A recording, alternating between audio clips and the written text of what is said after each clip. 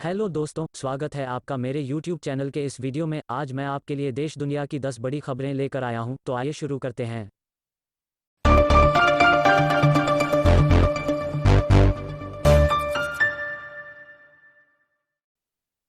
दुनिया भर में कोरोना संक्रमण के मामले 99,94,000 हुए। वहीं कोरोना से मरने वालों का आंकड़ा 5 लाख के करीब पहुंच चुका है। अमेरिका में अब तक 25,10,000 से ज्यादा लोग इस वायरस से संक्रमित हैं, जबकि मरने वालों की संख्या 1,25,000 से ज्यादा है। ब्राजील में संक्रमितों की संख्या 13 लाख से ज्यादा है। यहाँ मौतों का आंकड़ा 57,000 के पार पहुंच चुका है। भारत में संक्रमितों की संख्या 5 लाख के पार। अब तक 15,685 से ज्यादा मौतें। सरकार ने अंतर्राष्ट्रीय यात्री विमानों पर लगी पाबंदी को 15 जुलाई तक बढ़ा दिया है। ब्रिटेन में कोरोना वायरस संक्रमितों का कुल आंकड़ा अब 3.11 लाख पहुंच चुका है।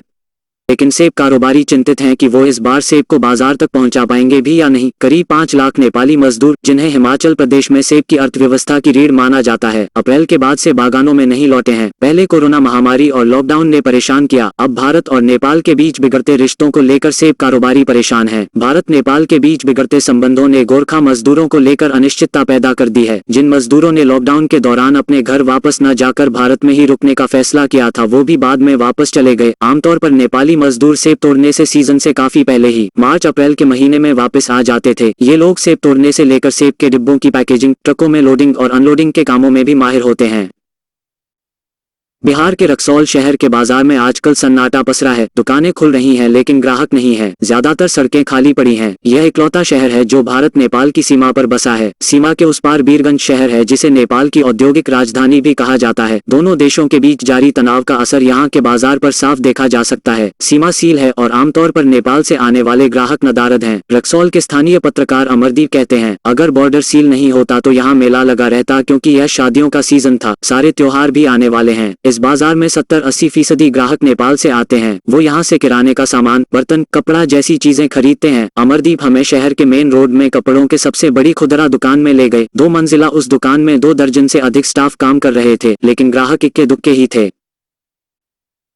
कोका कोला कंपनी ने घोषणा की है कि विभिन्न सोशल मीडिया प्लेटफॉर्म पर हेट स्पीच को लेकर दबाव बनाने के लिए वो कम से कम 30 दिनों के लिए इन प्लेटफॉर्म पर विज्ञापन नहीं देगी। पेय निर्माता कंपनी के चेयरमैन और सीईओ जेम्स क्रिसी ने कहा, दुनिया में नस्लवाद के लिए कोई जगह नहीं है और सोशल मीडिया पर नस्लवाद के लिए कोई जगह नहीं है। उन्होंने सोशल मीडिया कंपनियों से अधिक जवाबदेही और पारदर्शिता की मांग की। यह घोषणा फेसबुक के उस बयान के बाद हुई है जब उसने कहा था कि वो न्यूज वैल्यू के हिसाब से किसी पोस्ट को खतरनाक या भ्रामक घोषित करेगा। फेसबुक के संस्थापक मार्क जकरबर्ग ने कहा है कि वो उन विज्ञापनों को भी प्रतिबंधित करेंगे जिनमें विभिन्न नस्लों, राष्ट्रीयता, धर्म, जाति, लिंग या प्रवासियों को लेकर खतरा होगा।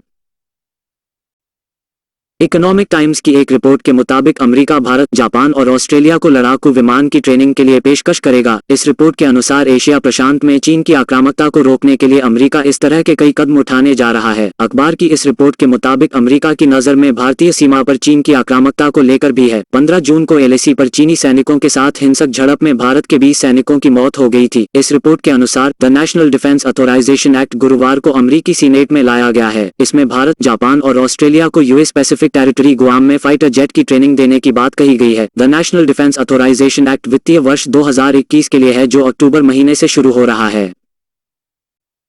तंजानिया के एक छोटे खदानकर्मी ने न केवल अपनी जिंदगी की सबसे बड़ी खोज की है, बल्कि उनकी यह खोज देश की भी सबसे बड़ी खोज है। सैनिनियोलाइजर को 2 बड़े कच्चे तंजानाइट पत्थर मिले हैं। इनका कुल वजन 15 किलो है। यह कीमती पत्थर पृथ्वी पर मिलने वाला एक दुर्लभ पत्थर है। इस खोज से उन्हें $34 लाख यानी तकरीबन 25 करोड़ रुपए की रकम मिली है। देश के खनन मंत्रालय से इतनी मोटी रकम पाकर वो रातों रात करोड़पति बन गए हैं। लाइजर ने कहा, मैं एक बड़ी पार्टी करूंगा। लाइजर 30 से अधिक बच्चों के पिता हैं।